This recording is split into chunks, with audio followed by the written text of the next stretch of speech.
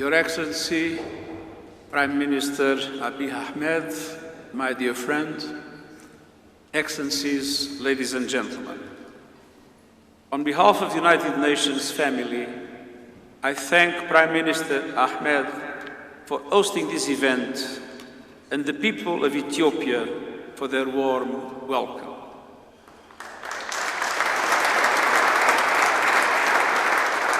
The commemorative stamp, a series, will be launched today, not only a tribute to the United Nations on its 80th anniversary. It is also a reminder of the close partnership between Ethiopia and the organization, a partnership with roots that stretch back to our earlier days. Ethiopia is one of the original 51 nations that signed the United Nations Charter in San Francisco in 1945. And today, it remains a crucial champion of multilateralism and international cooperation. And I want to pay tribute to Ethiopia. Ethiopia represents an old civilization. And when one sees the success of the development in Ethiopia, the fastest growing economy in the world, I have to say that those that have a solid past tend to have a solid future.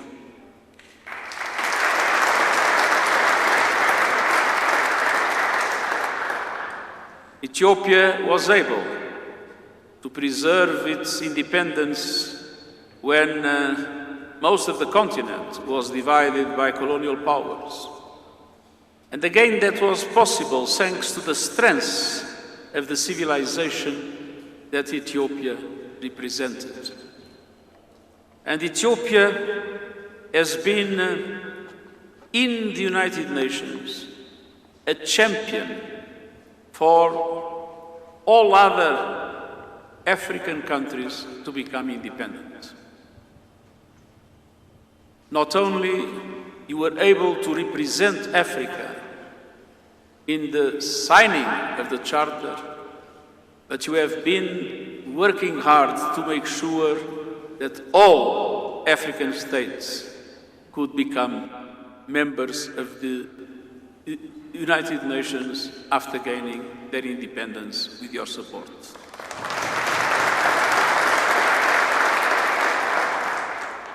Now, this very city of Addis-Ababa that I visit at least once a year, and I never recognize it. It is changing with the speed of light. But this city has become one of the most significant global diplomatic centers in Africa. As home to the headquarters of the African Union, and as the continent's third largest United Nations duty station, hosting one of our largest country teams in the world. For decades, Ethiopian women and men have served with distinction as uniformed and civilian personnel in United Nations peace operations, agencies, funds and programs around the globe. Collectively, they have helped protect civilians, build stability, and strengthen peace in some of the most difficult and dangerous places in the world. And our partnership goes both ways. The United Nations has been, and we want to be, a committed partner to Ethiopia. And a partner whose team here has as only objective to serve the Ethiopian people and to make sure that we support the strategy of the Ethiopian government.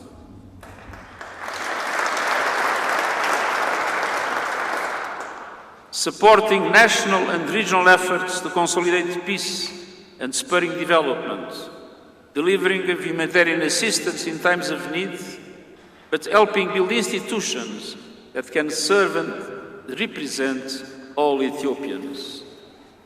At the same time, we stand firmly with the people of Ethiopia and the people of Africa in their calls for a just representation across the institutions of global governance.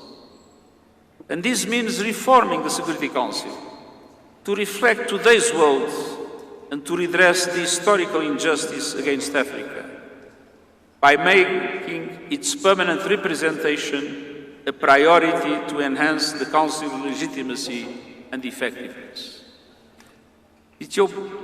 Africa was a double victim of colonialism to which Ethiopia was able to escape.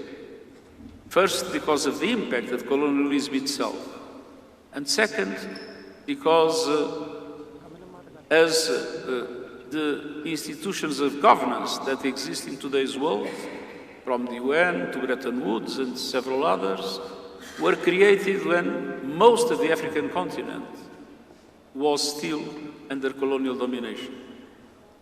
But fortunately, Africa was represented since the beginning by Ethiopia.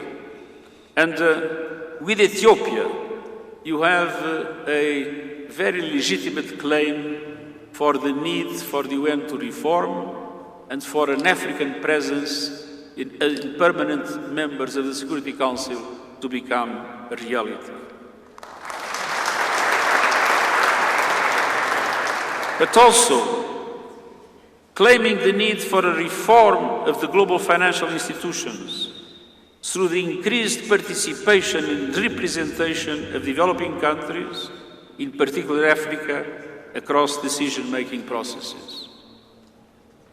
We see African countries with all the problems that exist in parts of the continent, but we see African countries today in the front line of economic development. Ethiopia as the most advanced one, but other African countries are showing remarkable resilience in relation to the difficulties and obstacles and an enormous success in developing their own economies. One reason more for Africa to be much more represented in the international financial institutions. Excellencies, ladies and gentlemen, this commemorative stamp series invites us to reflect on what has been achieved worldwide since 1945, from preventing and resolving conflicts, including avoiding a third world war, to eradicating diseases and easing hunger and malnutrition, to supporting decolonization and the self-determination of peoples, to expanding education and health to vulnerable and remote communities, to advancing and defending international law and human rights, and to forge collaborative solutions to help countries build development and resilience around the world.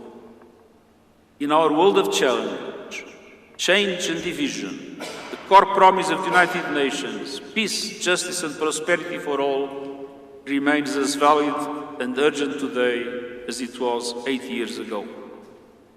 May these stamps that Ethiopia is generously printing remind us of our shared history and also our enduring responsibility to forge a better future for Africa and for our world. And we count on Ethiopia to be one of the leading countries in this way forward.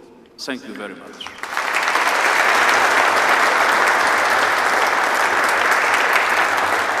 Thank you, Your Excellency.